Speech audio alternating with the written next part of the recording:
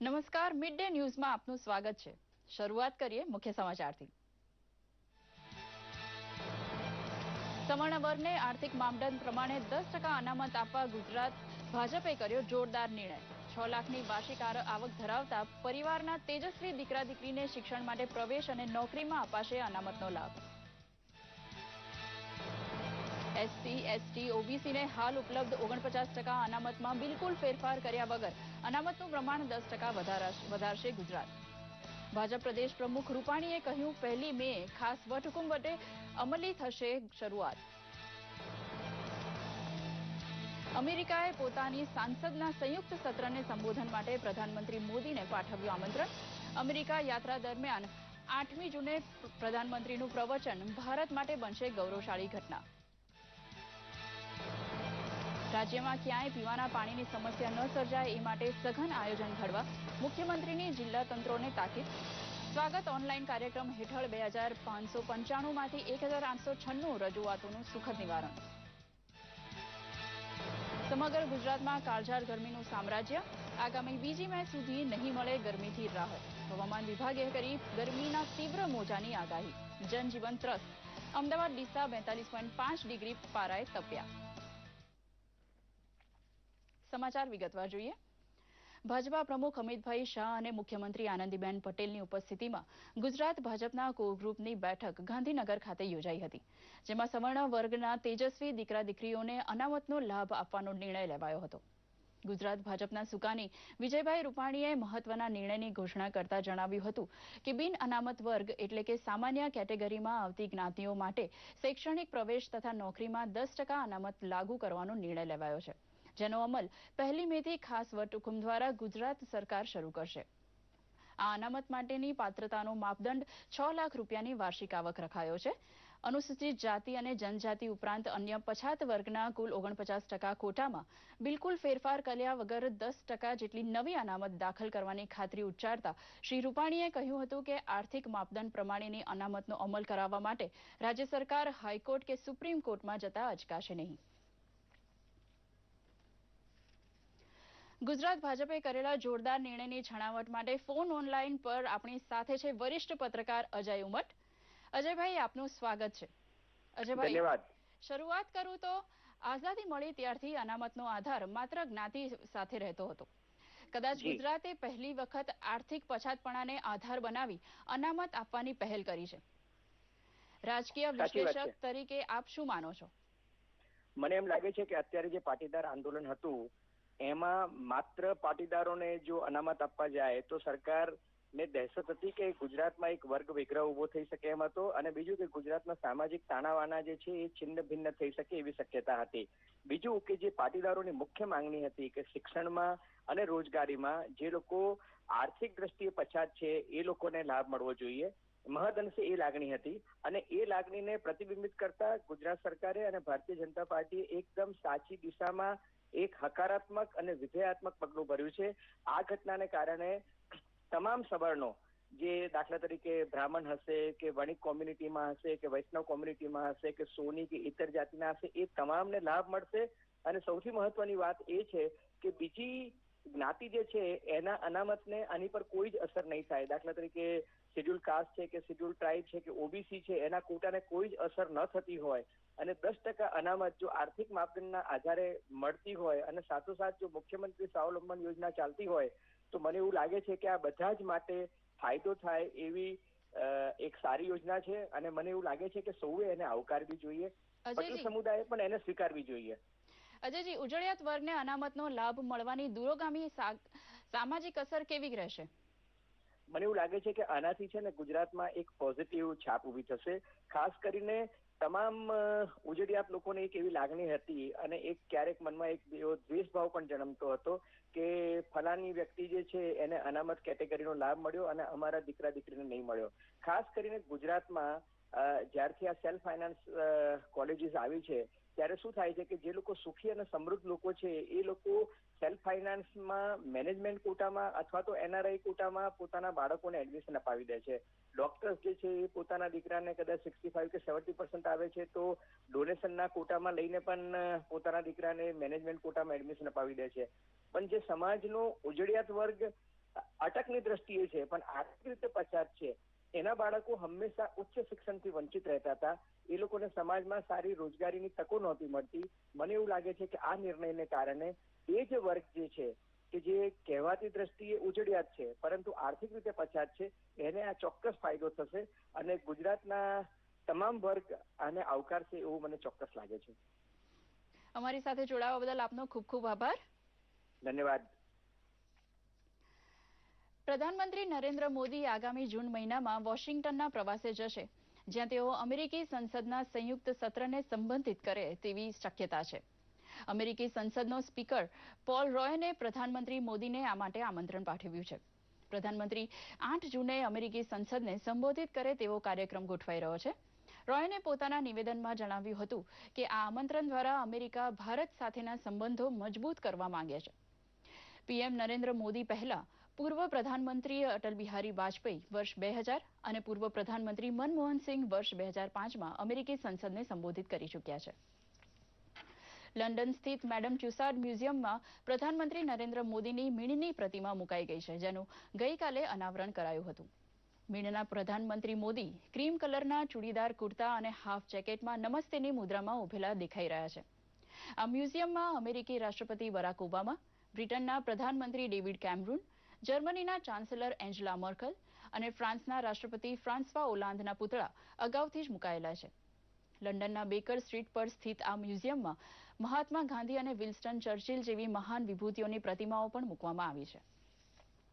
મુખ્યમંત્રી આનંદીબેન પટેલે પ્રજાજનોની ફરિયાદ રજૂઆત નિવારણના ટેકનોલોજીયુક્ત સ્વાગત ઓનલાઈન કાર્યક્રમમાં સમગ્ર રાજ્યમાં આ ઉનાળામાં પીવાના પાણીની સમસ્યા ના ઉદ્ભવે અને પ્રજાજનો અને પશુધનને પૂરતું પાણી મળી રહે તે માટે આયોજન કરવા જિલ્લા તંત્રોને માર્ગદર્શન આપ્યું છે. મુખ્યમંત્રીએ જામનગર જિલ્લાના એક ધરતીપુત્રની સમસ્યા જાણી તેના ખેતરમાંથી આવન જાવન માર્ગમાં નડતરરૂપ પાળો દૂર કરવાનો હુકમ કર્યો હતો. આ ઉપરાંત સ્વાગત ઓનલાઈનમાં રજૂ થયેલા 7 પ્રશ્નોનું સ્થળ પર જ નિવારણ કર્યું હતું. પશુધન માટે પર્યાપ્ત માત્રામાં ઘાસચારાનું આગોતરું આયોજન ગોઠવવા તેમજ રાજ્યમાં ક્યાંય પીવાના પાણીની સમસ્યા ન થાય તે માટે સૂચના આપી હતી. સૂર્યનારાયણનો પ્રકોપ જેમ જેમ વધતો જાય છે તેમ માણસ અને પશુ પક્ષી માટે બળબળતી બપોર પસાર કરવાનું દુષ્કળ બનતું જાય છે. એમાં પણ હવામાન વિભાગે 2 મે સુધી ગરમીની તીવ્ર મોજાની આગાહી કરી છે. ગઈકાલે અમદાવાદ અને ડીસા 42.4 ડિગ્રીએ તપ્યા હતા. એપ્રિલના અંતમાં ઉનાળાની કાળઝાળ ગરમીમાં સમગ્ર ગુજરાતમાં ઉનાળો તપીને પરાકાષ્ઠાએ પહોંચ્યો છે. એમાંય આગામી દિવસો ગુજરાત માટે ભારે લાગી રહ્યા છે. હવામાન વિભાગે 2 મે સુધી तीव्र गर्मी मोजानी आगाही करी है. अगले जो 5 दिन है उनमें से अगले 3 दिन में इंक्लूडिंग टुडे टेम्परेचर जो है ऊपर जाने का उम्मीद है. हम एक्सपेक्ट करते हैं कि अहमदाबाद में खास करके आज 42 डिग्री सेल्सियस पहुंचेगा. एंड बाकी जो इंटीरियर एरियाज ऑफ गुजरात है जैसे Rajkot, then your Amreli, then your Surendranagar, इधर दिशा, बड़ौदा एक्सेट्रा, ये सब एरिया में भी टेम्परेचर में कंपेरिजन टू यस्टरडे राइज होगा. एंड ये टेम्परेचर जो है पूरा गुजरात में 40 से लेके 42 डिग्री का अंदर ही रहेगा नेक्स्ट 2 to 3 डेज. उसके बाद 1-2 तारीख से टेम्परेचर में थोड़ा डे टेम्परेचर में थोड़ा गिरावट आएगा. અમદાવાદ સહિત સમગ્ર ઉત્તર ગુજરાત કાળઝાળ ગરમીથી તપી રહ્યું છે. બપોરે રસ્તાઓ સુમસાન ભાસી રહ્યા છે. સાબરકાંઠા જિલ્લાના ડુંગરાળ પ્રદેશ ગણાતા ઈડર, ખેડબ્રહ્મા, વિજયનગર, પોશીના, મેઘરજ, માલપુર વિસ્તારમાં છેલ્લા 3-4 દિવસથી આકાશમાંથી અગનગોળા વરસતા હોય તેવી પરિસ્થિતિ વચ્ચે આમ જનતા ત્રાહિમામ પોકારી ગઈ છે. તેમાંય સૌથી વધુ પારો છેલ્લા કેટલાક દિવસોથી ઈડરમાં 42 ડિગ્રીની આસપાસ રહે છે. લોકો કામ સિવાય બપોરના ઘરમાં જ રહેવાનું પસંદ કરી રહ્યા છે. ગરમીથી બચવા લોકો ઠંડા પીણા, શેરડીનો રસ, તરબૂચ વગેરેનો આશરો લઈ રહ્યા છે અને પહેરવા માટે સુતરાઉ કપડાં પસંદ કરી રહ્યા છે. સાથે જ માટીના દેશી માટલાનું પણ વેચાણ વધી રહ્યું છે. સેવાભાવી સંસ્થાઓ, મંડળોએ પણ પાણીની પરબો મંડાવી છે. ગરમીથી બચવા માટે ઘરગથ્થુ ઉપાયોની ડોક્ટર્સ સલાહ આપી રહ્યા છે. હજુ તો મે અને જૂન મહિનો બાકી છે ત્યારે કેવા હાલ થશે એ વિચારી લોકો ચિંતિત છે. દૂરદર્શન સમાચાર, અમદાવાદ. ગત 24 એપ્રિલે ભાલ પ્રદેશના ચંદીડા ગામમાં ભાલ બચાવો સમિતિ હેઠળ એક સભામાં ધોલેરા સરનો વિરોધ કર્યો હતો. તેના વિરોધમાં ધોલેરા ભાલ વિસ્તારના 22 ગામના ખેડૂતો હિંમતભેર બહાર આવ્યા હતા. જોઈએ એક રિપોર્ટ. આપ આપના ટીવી સ્ક્રીન પર જોઈ રહ્યા છો તે ભાલ વિસ્તારની બિન ઉપજાવ ખારાપાટની જમીન છે. આજથી એક દાયકા પહેલા આ જમીન 800 રૂપિયાના વીઘે વેચાતી તોય કોઈ લેવા રાજી ન હતું.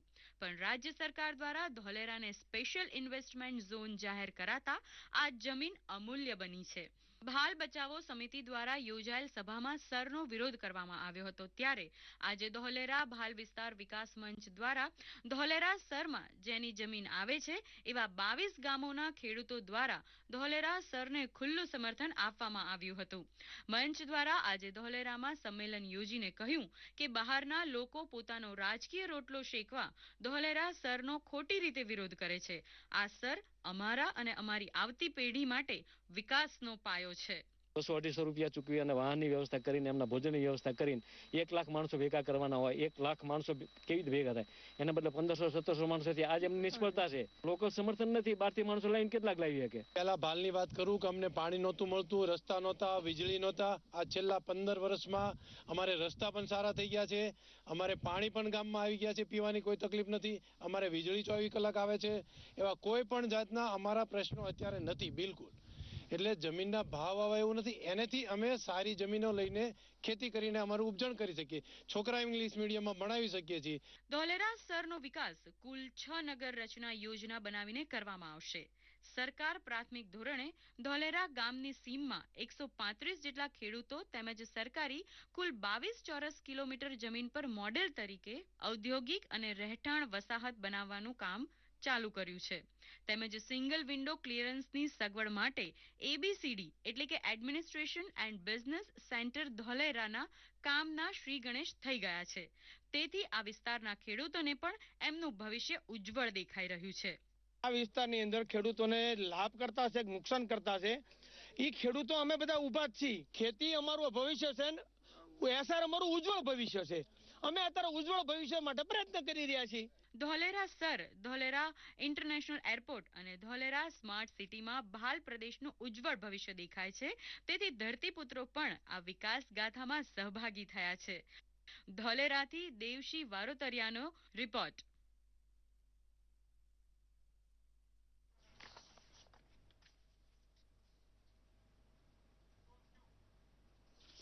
ગુજરાત સ્પોર્ટ્સ ઓથોરિટી દ્વારા વડોદરાના સમા ઇન્ડોર કોમ્પ્લેક્સ ખાતે વિદ્યાર્થીઓના કાઉન્સેલિંગનો 2 દિવસીય કાર્યક્રમ યોજાયો હતો. રાજ્ય સરકારે જિલ્લા કક્ષા સ્પોર્ટ્સ સ્કૂલ યોજના અંતર્ગત રાજ્યની 17 શાળાઓની પસંદગી કરી છે. જેમાં શાળાઓના જે વિદ્યાર્થીઓને રમતગમત પ્રવૃત્તિઓમાં ભાગ લેવો હોય તેમને અમદાવાદ, રાજકોટ, દાહોદ, સાબરકાંઠા, ભાવનગર, આણંદ, જૂનાગઢ, વલસાડ, તાપી, અરવલ્લી, મહેસાણા અને નર્મદા સહિતની 17માંથી કોઈ એક સ્પોર્ટ્સ શાળામાં પ્રવેશ આપવામાં આવે છે. ત્યારબાદ તેમનો શાળામાં ભણવા, રહેવા, જમવા તેમજ રમતની તાલીમનો ખર્ચ રાજ્ય સરકાર ઉઠાવે છે.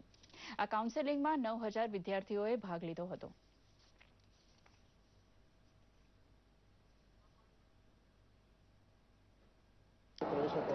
બેસિકલી આ પ્રવેશની પ્રક્રિયા કાઉન્સેલિંગની પ્રક્રિયા છે. એ 2 દિવસની પ્રક્રિયા છે. જે ખેલાડીઓને કાઉન્સેલિંગ બાદ એડમિશન આપવામાં આવે છે એમને અમે મે મહિનામાં જે પ્રુવન ટેલેન્ટના ખેલાડીઓ હોય એમને 4 તારીખથી આપણે રાજ્યકક્ષાનો ખેલે ગુજરાતનો કેમ્પ શરૂ થાય છે. એમાં 21 દિવસની તાલીમ આપીશું. અને આજે જે યંગ ટેલેન્ટ ખેલાડીઓ છે એમને અમે વિશેષ તાલીમ 26 મેથી 10 દિવસની એક ઓરિએન્ટેશન પ્રોગ્રામ અમે આપવાના છે. ત્યારબાદ જેમ સ્કૂલ ચાલુ થશે તો સ્કૂલમાં એ પછી ડેલી સ્કૂલના પીરિયડ દરમિયાન પણ એ સ્પોર્ટ્સની ટ્રેનિંગ લેશે, અભ્યાસ પણ કરશે અને સવારે અને સાંજે યોગનું પ્રશિક્ષણ અને એની સાથે સાથે અન્ય રમતોનું પ્રશિક્ષણ આ પૂર્ણ વર્ષ મેળવશે. આ સાથે જ આ બુલેટિન અહીં સમાપ્ત કરીએ છીએ. નમસ્કાર.